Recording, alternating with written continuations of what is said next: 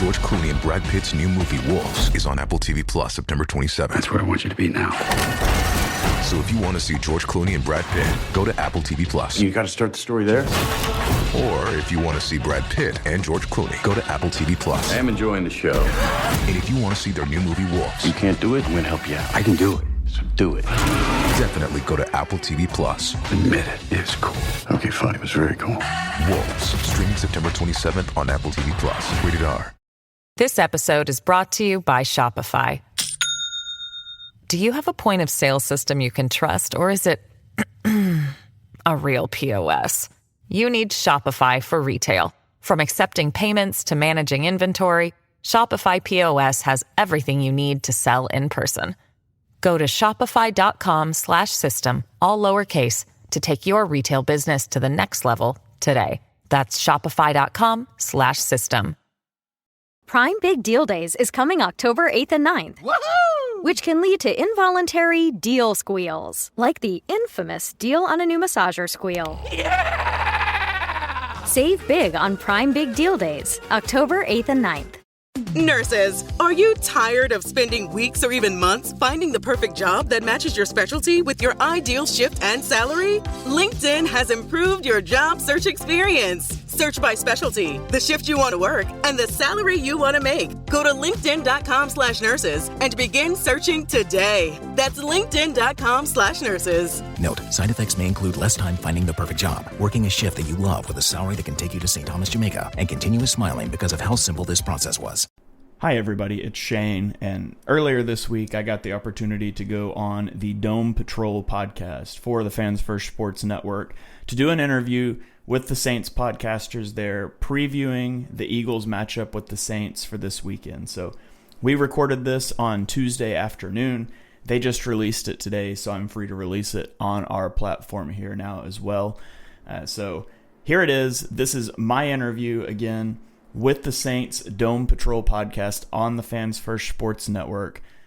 Just talking about the game, talking about some of the matchups that I think might favor the Saints, that might favor the Eagles, and overall the direction the Saints are heading. So if you want to go a little bit behind enemy lines in advance of John Stolnis's Eye on the Enemy podcast, here you go. I hope you enjoy our conversation.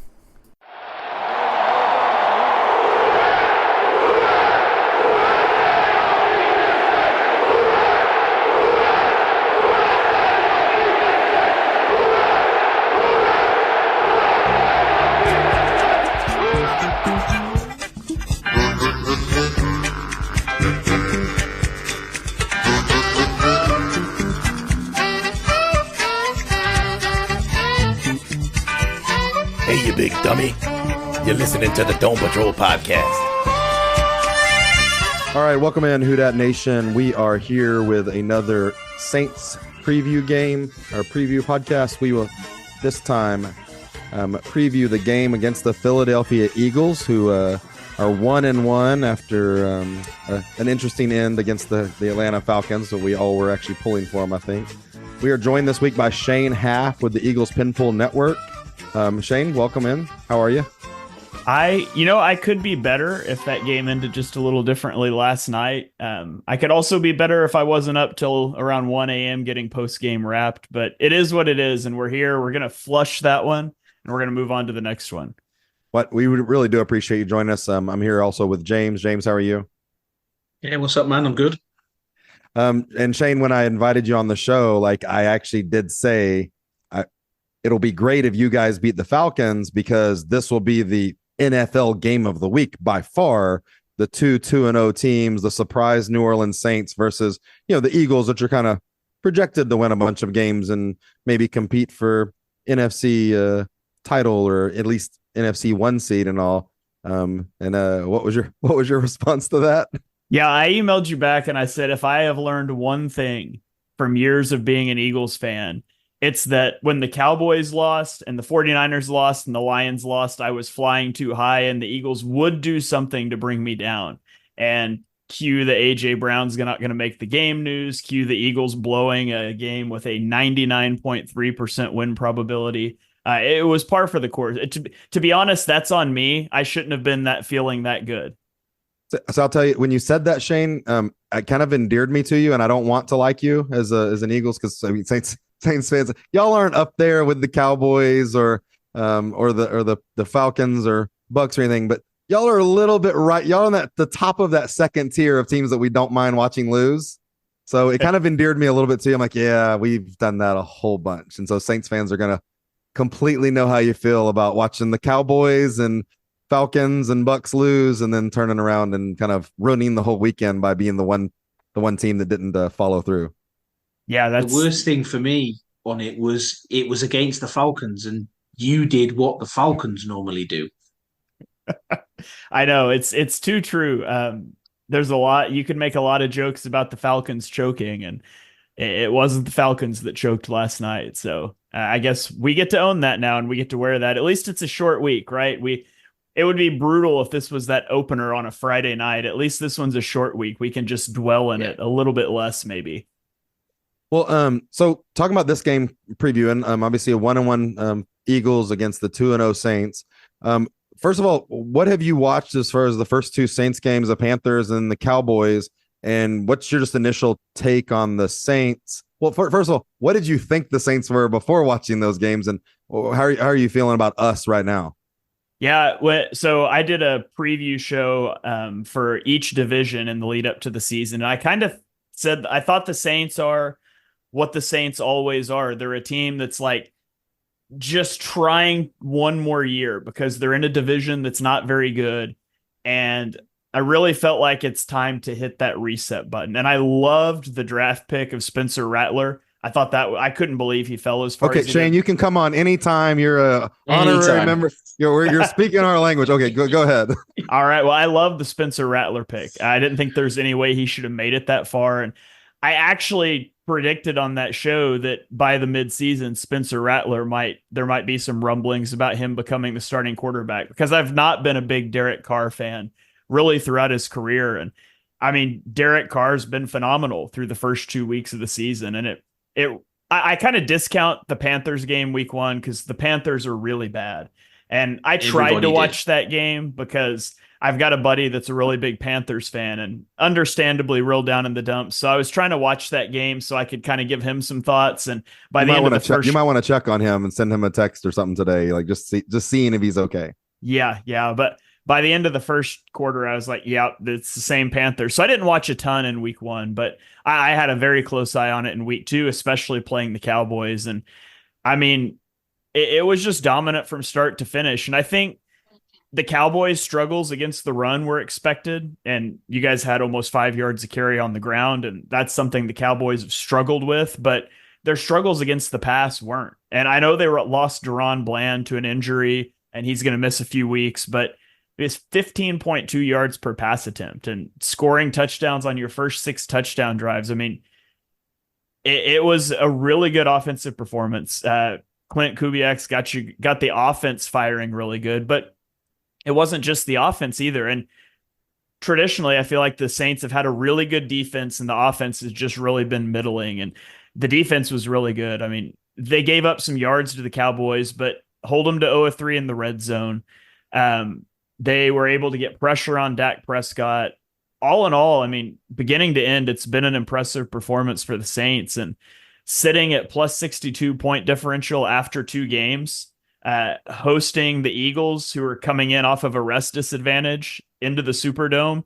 It's not a good spot for the Eagles to be in right now, coming off of the disaster that was last night. For sure. And so we kind of probably are agreeing with you, like of a lot of things you're saying, like the Derek Carr, we weren't sure. We kind of, we were been excited about the Spencer Rattler thing and wondering, Derek Carr has been a good middle of the NFL quarterback that has struggled in his first year in new systems. And this was going to be his 3rd year in a row in a new system, second with the Saints. And so we also didn't know what to expect. And like, we knew that we didn't really have the time to waste of having a bad year with him. And honestly, I went in saying that I thought the Cowboys were basically the Saints' kryptonite. That three guys that can get after the quarterback, and we are starting to believe in our offensive line, but we didn't before this week. We were all really nervous about how the pass rush was going to be. the one place we were comfortable is we thought we could make them one-dimensional by stopping the run, and making them have to pass, which we all predicted a pretty low-scoring game. I think I predicted 13-10, a Cowboys victory. And so don't get me wrong, we didn't see this coming either. So it's been a pleasant surprise, for sure. Yeah, my nickname for Derek Carr used to be West Coast Kirk Cousins, back when he was with the Raiders, and then I changed the nickname to Bayou Kirk Cousins when he went to New Orleans, and now I just lost to Kirk Cousins on Monday Night Football. You're like, you might want to stop. Derek Carr's on just running laps around the rest of the league in efficiency. So I don't know. Maybe he still is like Bayou Kirk Cousins, and it's just the Eagles' kryptonite. I don't know. I mean, you talk about Derek Carr, but he only completed 11 passes on Sunday. Yeah. 11 243 passes. yards on 11 passes complete. He was 6 of 6 for 200. I think it was 239 yards at halftime on Sunday. But even the Carolina game, he completed 16 passes. Was it 16? So he's had those stats and that efficiency on a very, very small amount of completion so far. But we started with this talking about. I mean, we'll start with talking about the Saints offense versus the Eagles defense.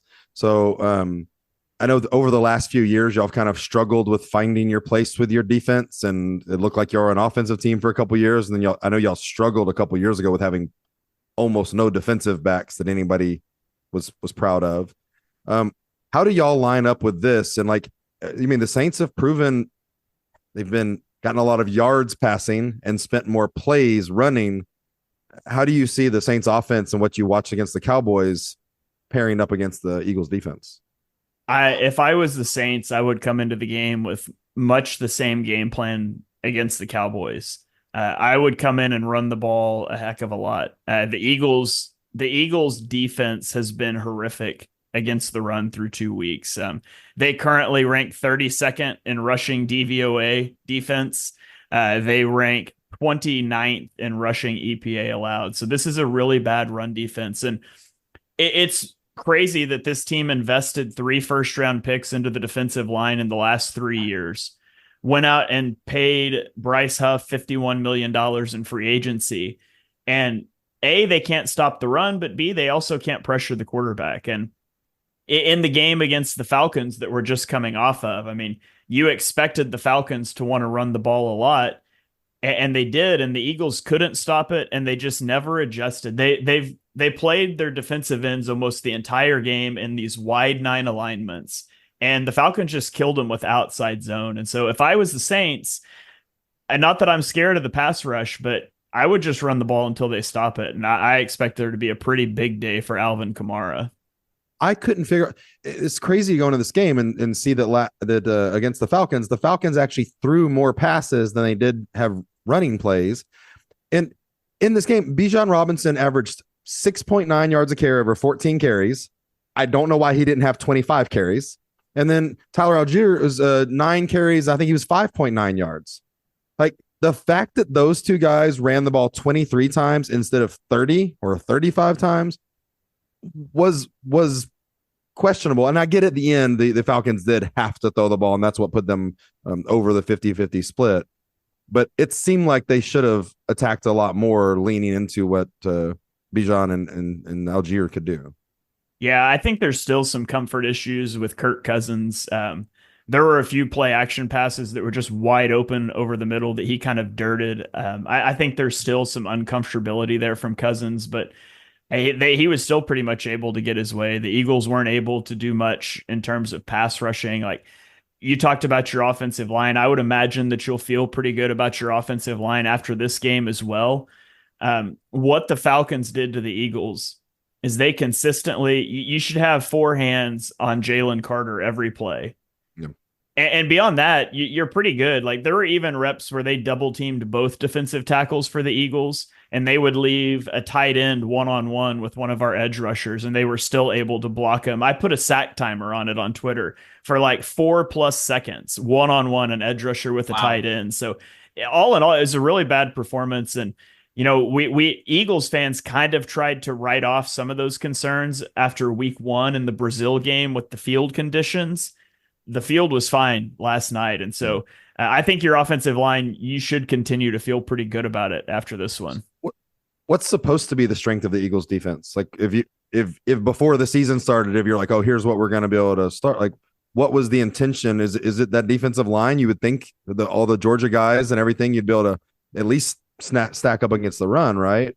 Was that originally the intention of, you think? Or I think before the season, you would have said for sure, like the guy you can hang your hat on is Jalen Carter, and you're hoping somebody else takes the lead, because with Fletcher Cox retiring, that was rough. That's a tough one. Yeah, and with losing Hassan Reddick, there were definitely some question marks on the pass rush.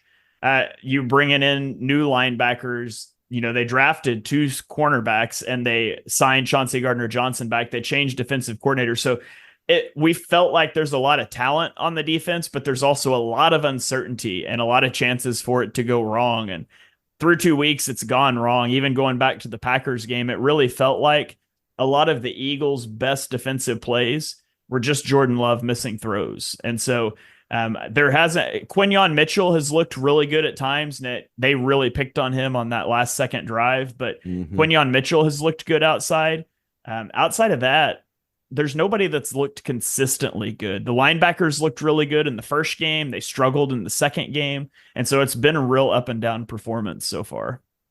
Yeah, you mentioned obviously Chauncey Gardner-Johnson, and also you've got Zach Bourne as well. So 2 ex-Saints players. How have they? I mean, obviously Chauncey Gardner-Johnson put that big hit on Bijan Robinson last night and was very lucky not to get a penalty against him for taking his helmet off, I think. But how have those 2 performed, particularly Zach Bourne? Because I think it's fairly safe to say that we mismanaged him as a player. We tried to change his position and it didn't work. So how are those two performing so far this year? CJ GJ also got punched in the face mask for the 4th time in his career. Yeah. He did. Yes, he did. Yes. Man, you guys know you got to watch Chauncey Gardner-Johnson play a lot. He's just an instigator and a knucklehead all at the same time. And he's a guy that you love on your team and you hate him if he's not. But I just walks up to the receiver and pulls his mouth guard out, and the receiver punches him, which, first of all, like, how big of a moron do you have to be to punch a guy in the face mask? Like, best case scenario with the referee 10 inches away. Like, it wasn't like the referee's eye to eye with both of, like, it was, it wasn't like on the sideline. He's going to see this maybe. Even if he doesn't see it, like, what's your end goal? That you hit him you hit the face mask so hard that it, like, man, if I wasn't wearing a helmet, that might have hurt. I don't know. And I love that, like, I mean, if a ref sees you pull that mouth guard out, he's probably not throwing a flag. It's still not a penalty. He's probably just going to be like, hey, knock that off. So I mean, he's fun. Yeah. He comes downhill on that 4th and 1 and pops Bijan Robinson in the hole for the 4th down, which is a great tackle. Then takes his helmet off. Then somehow he and Reed Blankenship convinced the official he didn't take his helmet off, which I don't know. The flag was thrown.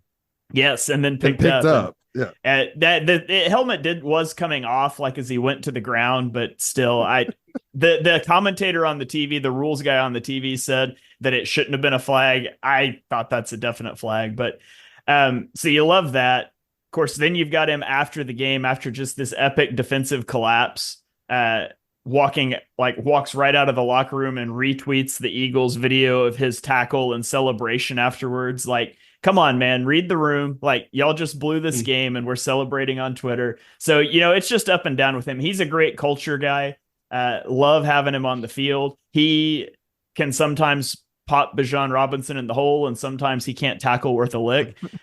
He gave up a touchdown when he was cover 0 in this game and just whiffed the tackle. It's the 2nd week in a row, a big touchdown off of a whiff tackle. So he plays with his hair on fire, and sometimes it's great and sometimes it's not, but it's always entertaining. He's fun if you're at the game live, he's really fun of keeping the crowd entertained and, like, getting everybody hyped. Like, he was always fun, to have. And like you said, you like him when he's on your team and you hate him when he's not. Do you know that against Javon Wims in 2020, he did the same thing? He ripped off Javon Wims for the Bears, his mouthpiece, after the play, Javon Williams goes to the sideline, sits out, I think 2 plays, comes back in what is essentially 3.5 minutes later, and then runs over and punches CJ GJ in the face and gets ejected from the game twice. Yeah, hitting twice. Like there's nobody that's been able to get under people's skin consistently the way he does. Like we've had in the past, like 2 guys who fought every time they saw each other. CJ GJ, it's 4 different people he's made punching. Yeah, he knows how to get under people's skin for sure. And you asked about Zach Bond too. I was skeptical on the Zach Bond thing. It was just weird. He's like day 1 free agent signing. This is Fangio's guy. And in his introductory press conference, he's talking about like getting to just line up as an edge rusher and rush the passer. And then like a day later, Vic Fangio is like, no, he's going to be an off-ball linebacker. It was just weird. Week 1, he was incredible. 15 tackles, 2 sacks. He was everywhere. Week 2, he had a few moments where he popped. He had some poor tackling moments and some poor coverage moments as well. So I would anticipate we see a little up and down there, but I mean, I'm still punch drunk off that week 1 performance because the Eagles haven't had a linebacker game like that in maybe a decade. So the Zach Bond thing is, so we drafted him. He was a good edge rusher in college. We drafted him and changed him to a linebacker, which he had never played. And it was a struggle. And then his last year with us, we put him at edge rusher a couple of times, and he actually had a couple of sacks and pressures and all, and was fun. The one pushback, and I looked at the stats at first from week 1, and I was like, oh man, Zach Bond. Here's one thing, and I don't know if you saw this. His average depth of tackle was 5.5 yards, which is actually terrible for a linebacker. So I get the 15 tackles. It made me think of, we had a linebacker years ago called Stephon Anthony who led our team in tackles. He also led our team on being on the wrong side of the field from where the ball was, but he had tons of tackles, super athletic, but he also would not be in the right spot, and he'd be tackling people from behind and stuff like that. So I'll be interested to see if Zach Bond's able to take that step as an off-ball linebacker. And if y'all are smart, you're going to have him rushing from the edge at some point this year. Like he's too small for that, but he can do it in the NFL. He has had success. Yeah. You say 5.5 yards average depth of tackle is terrible. Eagles fans say a linebacker that got 5 tackles in a game, that's incredible. We've never seen it before. So we're just celebrating over here. So step on the other side of the ball. The Eagles offense, with AJ Brown out, and first of all, I want to ask about that because before the game last night, Monday night, AJ Brown said he was going to miss a few weeks. After the game, the head coach said, I'm not aware of that. So I thought that was a bit interesting. And how's y'all's offense going to look? Like, we obviously had the big Saquon Barkley game in week 1, which I think is a huge signing for you. I think he is the best running back in the NFL for the 3.5 games a year that he plays. And if for some reason you're able to, if you get 14, 15, 17 games out of him, you've got to ride him. He's just a killer. But with y'all's offense and the things going on, and I kind of want to hear too about Sirianni and Jalen Hurts still seem to not be fans of each other or on the same page or believing in the same offensive schemes. What y'all's offense trying to build, and how will you attack this Saints defense? This episode is brought to you by Shopify. Do you have a point of sale system you can trust, or is it a real POS? You need Shopify for retail. From accepting payments to managing inventory, Shopify POS has everything you need to sell in person. Go to shopify.com/system, all lowercase, to take your retail business to the next level today. That's shopify.com/system. When it comes to towing, seeing is believing. That's why Chevy Truck's advanced camera technology offers up to 8 available cameras for 14 unique views, so you can focus on the view that really matters. Chevrolet, together let's drive. Learn more about Chevy Trucks at Chevy.com. Safety or driver assistance features are no substitute for the driver's responsibility to operate the vehicle in a safe manner. Read the vehicle owner's manual for important feature limitations and information. Yeah, the AJ There's a lot to Brown unpack there. Sorry. Yeah, I'll start with the AJ Brown thing. When it first came out that he was on the injury report with a hamstring injury, and then he was going to miss Monday Night Football. It's like, well, what kind of hamstring injury are we dealing with? Because the real fear there is you come back, you re-injure it, it becomes a nagging thing all season long. And I think you're if you win that game against the Falcons, you're in a lot better place to say, hey, we have a week 5 bye. We're just going to shut AJ Brown down until after the bye. Now you lose that game. You walk into the Superdome, and if you get beat, all of a sudden you're 1-2, and maybe you panic and put him back out there. I don't know what the health situation is like. I know the Eagles desperately need him, though, because I would have expected Dallas Goedert to have a big game last night, and he just wasn't very involved. And for a lot of years, I've thought Dallas Goedert is a top 5 to 10 tight end who just doesn't get the volume because of AJ Brown and Devontae Smith. But a game like last night really makes me question that. So maybe I'm walking off of that. Maybe Dallas Goedert's not as big as of a receiving threat as I thought.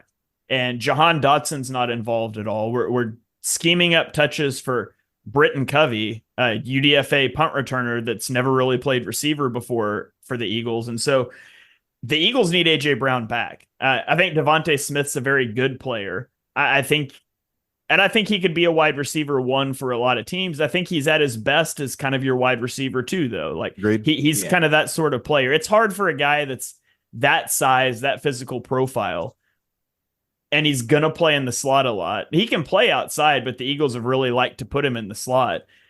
It's hard for a guy like that to be the whole thing your offense runs through. And so the sooner AJ Brown gets back, the better. It really felt like the Eagles didn't have a lot of separation for Jalen Hurts against the Falcons. He had to run a lot. He had to do a lot of things himself. And so the passing game is going to be a work in progress. They've also not been targeting downfield like they did a year ago, which is a good thing. They were too much big play hunting last year. Maybe not enough this year. The average depth of target's way down. We're not pushing the ball downfield. And of course, AJ Brown being out hurts that. And the run game is one part that's been really good. The Eagles offensive line has run blocked really well. Saquon Barkley has been really good. The concern with Barkley, like you mentioned, is injury. Can you get this level of explosiveness in January? And so far, through 2 games, the Eagles have only given 3 carries to other running backs. And this is a team that usually works with running back by committee. So I would like to see Barkley with less touches.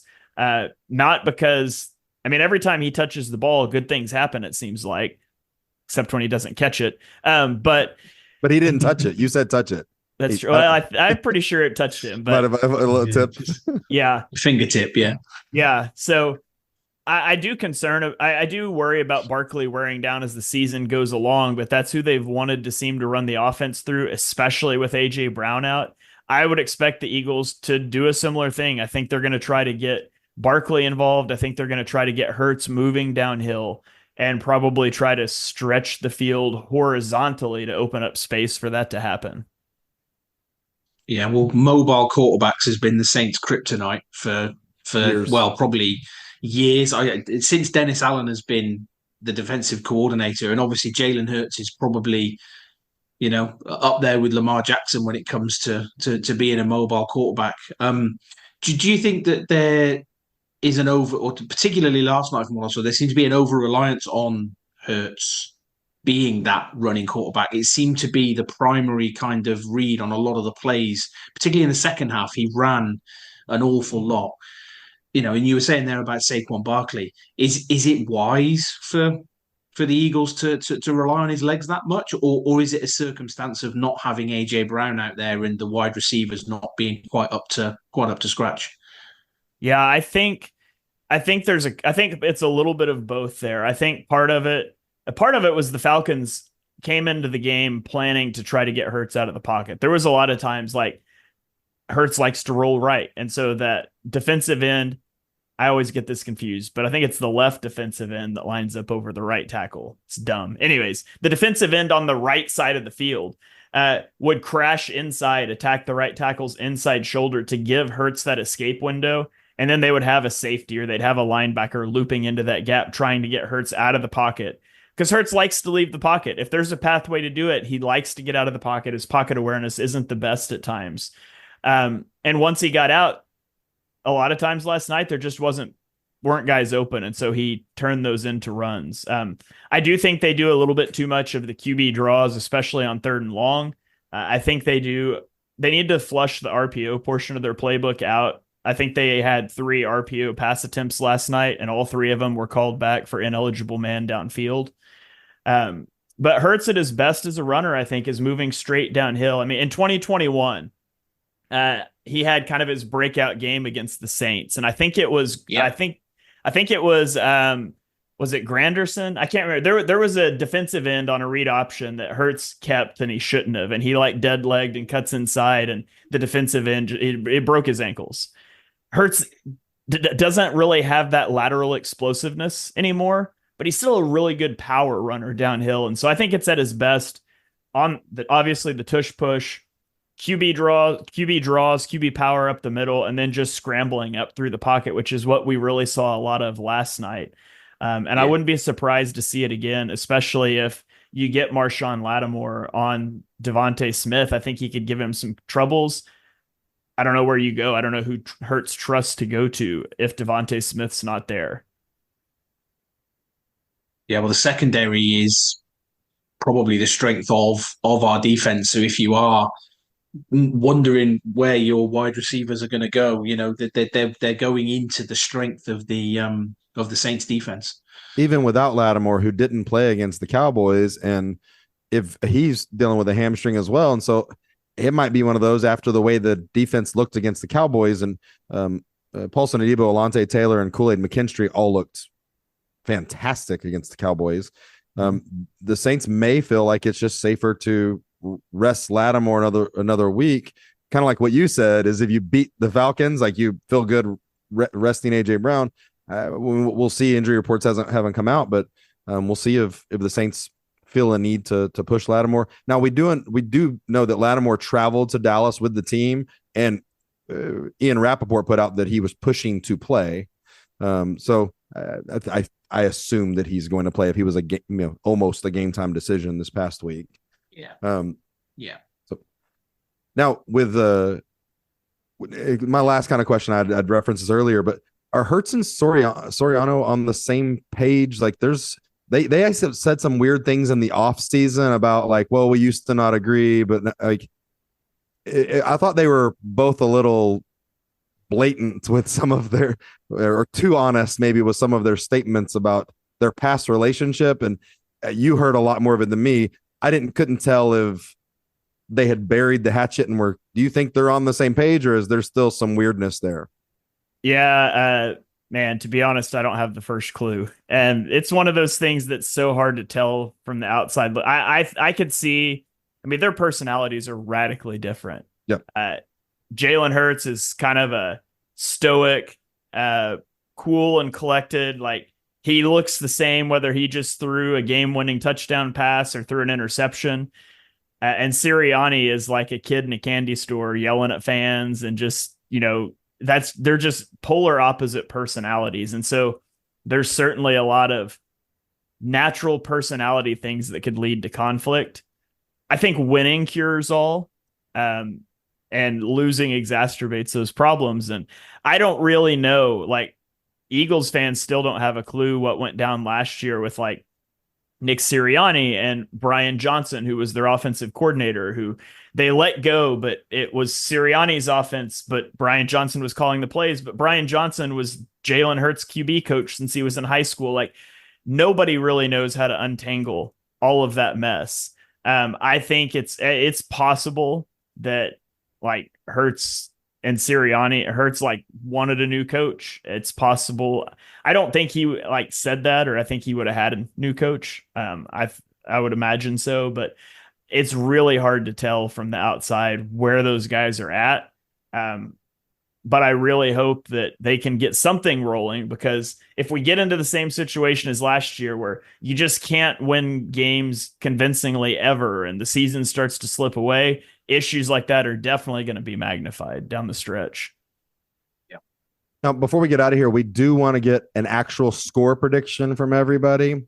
Before anybody gives one, I want to say I did see a stat today that Nick Sirianni is 1-5 against the spread following Monday night games. So on short weeks, he's 1-5 against the spread. Don't know if that matters because we're not guessing against the spread, but the spread did flip today. It was going into the game last night. It was Eagles -2.5. I saw as high as Saints -2.5 today. So it kind of the game last night against the Falcons did completely flip the spread for any of those that are betting. James, we'll start with you. What's a score prediction for Eagles versus Saints in the Dome on Sunday? Well, you know me, no matter what the game, I will never, ever predict the Saints to lose. There are some times where, I'm overly confident with that type of score, but I feel now with the way we're playing, I'm going to go the Saints 34, Eagles 17. Big score. Shane, what do you got? What kind of score prediction can we get from you? All right. Well, I should preface by saying in week 1, I picked the Packers to beat the Eagles, and the Eagles won. In week 2, I picked the Eagles to beat the Falcons, and the Falcons won. So people can read into this whether it's what I think or I'm trying to just keep the curse alive here. But I'll take the Saints in this one, 28-17. Okay, y'all are close to get the 17 for this Eagles. I am going to pick the Saints. I think that this is a worse defense than what the Cowboys have. I don't know if we can keep up the 45 points a game. I just can't predict that. But I'll do 31-14 Saints. Kind of we're all in the same sort of ballpark. So, Shane, we really appreciate you coming on. We will bring you on again if we're facing each other in the NFC Championship game before to see who's going to go to the Super Bowl. We'd love to talk to you again if that happens. Can you tell everybody how to find you on your social medias? Yeah. First of all, thanks for having me on, and let's make it happen. NFC title game preview. We'll be back right here, but people can check me out on Twitter at Shane Haff NFL. That's Haff HAFF. I'm also on YouTube at Shane Haff NFL. I've got Eagles Podcast Network, the Eagles Pin Pull Network, which probably doesn't interest most of your audience. But one of the weekly shows on there is a Monday morning show named Chalk Talk, and I'm in my 4th season of that. We go through and recap all of the Sunday games, and it kind of started as Eagles fans watch the Eagles, and so we'll tell you about all the other games. And so we focus a little more on the Cowboys, Giants, and Commanders, but we do cover all those games. And I'm biased, but I think we do a good job. So you guys can go check that out if you're interested in a recap show. Thank you so much, Shane. Hopefully nobody gets hurt this week. Hopefully A.J. Brown stays healthy while watching the game. And we'll talk to you later. Thanks for being on. Thanks for having me. Cheers, Shane. Thank you.